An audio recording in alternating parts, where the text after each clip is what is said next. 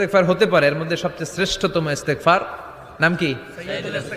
বুখারীর বর্ণনা, শাদ্দাদ ইবনে আউস রাদিয়াল্লাহু তাআলা আনহু বর্ণনা করেন, এই সাইয়্যিদুল ইস্তেগফার দিনের বেলা যে পড়বে ওই দিনে মারা গেলে সে জান্নাতি।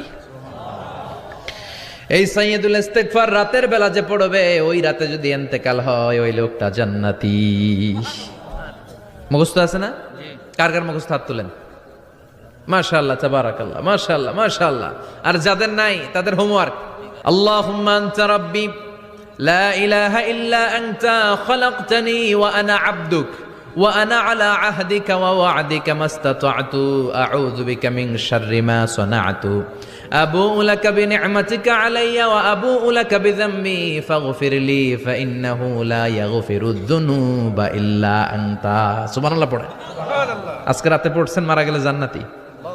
চিল্লায় পড়েন না আল্লাহু আকবার।